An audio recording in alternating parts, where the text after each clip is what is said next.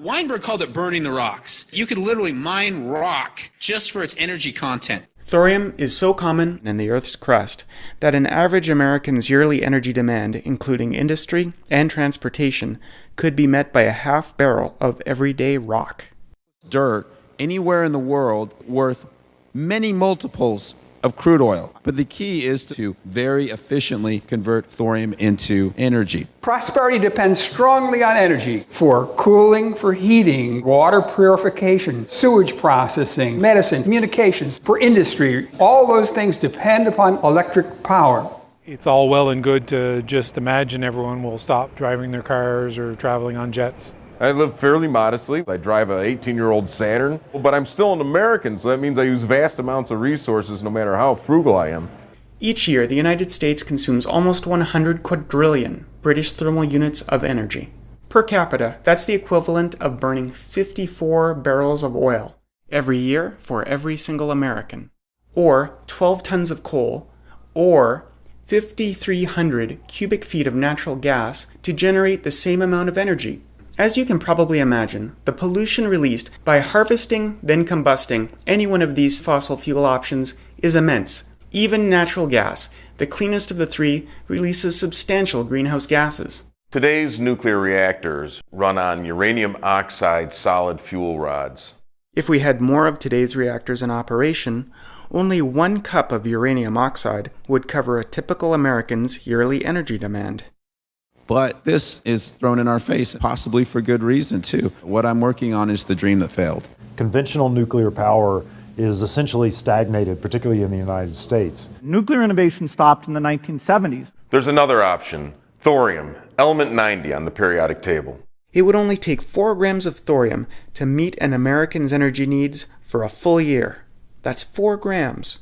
Go out to Nevada and dig down about 12 feet, and in nice tractor-trailer containers, open the doors, and there's barrel after barrel of thorium nitrate, about 3,200 tons, which would provide about 2/3 of the planet's energy needs for a year. Thorium would never need to be mined, ever, if you simply took monazite waste streams that could answer the entire Western world's rare earth crisis.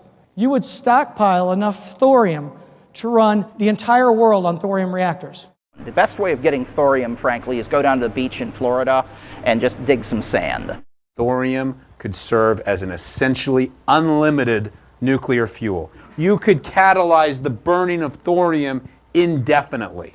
The reactors we use today answer the question, how do we power a 1950s-era nuclear submarine? The USS Nautilus. So we basically have this sub-design put into shipping port for the first power generator, and we built 400 of those. The Navy program was optimized to the needs of the Navy. It actually wasn't very well optimized to the needs of power production.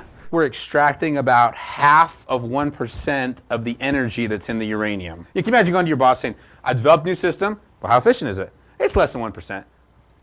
Excuse me, what did you build?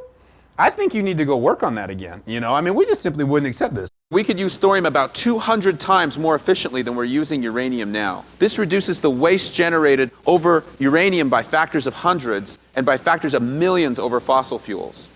Even without disastrous side effects, we still have a finite source of fossil fuel materials. We're quite sure we can make it cheaper than coal. But as long as you're close to coal, people are going to choose something over coal. Coal is extremely plentiful in North America. OPEC is not going to jack up the cost of coal. Coal is cheap. Coal causes 13,000 deaths a year. That's in the U.S. alone. In China, over 100,000. We are the second largest economy in the world. How do we meet this gap? It's a huge challenge. Energy and coal use is growing rapidly in all the developing countries, and they're being supported by Peabody Coal. Rich countries can afford to overpay for things. We can afford to overpay for medicine, we can overpay for energy. In the world where most people live, 80%, energy is going to be bought where it's economic. To you and me, national energy choices are the difference between cheap and expensive gasoline at the pump, the cost of heating our homes, and just another factor in how competitive our manufacturing sector can be. Outside of developed nations, energy is a difference between life and death. They will use the cheapest, energy source available to them because they desperately need that electric power. Germany's a first world nation, so why are they still building new coal plants? The holy grail for renewables is to be able to store the electric power one day and use it the next. And it's very expensive. Like fusion was so hard to do, storing energy cheaply has been a remarkably difficult challenge for 50 to 100 years. All the types of batteries that get made for cars, for computers, for phones, for flashlights, for everything, all the batteries we make now could store less than 10 minutes of all the energy the world uses. Thorium provides power when the sun goes down. Thorium provides power when the wind stops blowing. It doesn't depend on location. It doesn't require new transmission lines to be built from solar or wind farms to where the energy is actually needed. And for the CO2 problem, so we have to go from rapidly rising to falling all the way to zero. Power reactors don't contribute CO2 to the atmosphere. They should, by golly, be pursued. Period. And not to do it is sort of insane, really. We didn't develop nuclear energy off the back of the moonshot. We developed nuclear energy off the back of the atomic bomb. Now, I spent 10 years working at NASA. There's no coal on the moon. There's no petroleum. There's no wind either. The moon orbits the Earth once a month. For 2 weeks, the sun goes down and your solar panels don't make any energy. So nuclear energy was really the only choice. They had to go with all kinds of new materials, new seals, new gaskets. There's an analogy here of taking the evolutionary steps and taking the revolutionary step. We will use new metal alloys, some of which have not yet been invented. Just like the moonshot, we can't anticipate what all the benefits will be. But we do have a baseline: clean, plentiful energy. I'm a rocket engineer. I know how to do this stuff. Building a reactor is a lot easier than this. Why climb the highest mountain?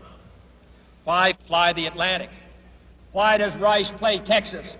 We choose to go to the moon in this decade and do the other things, not because they are easy, but because they are hard. Mr. President, since you missed our meeting on breeder reactor, I am being ruthless on one thing. Were either of you present when the reactor program was canceled in the early 70s?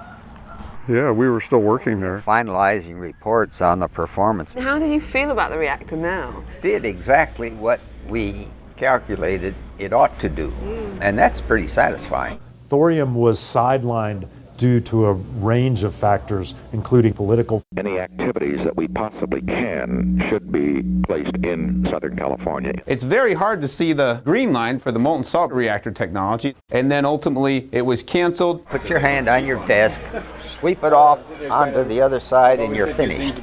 And became this interesting side note of history until fairly recently. The very same day that we were at Oak Ridge talking about relationship between rare earths and thorium, Chinese Academy of Science made their announcement. We are going to do this. We're going to own the IP.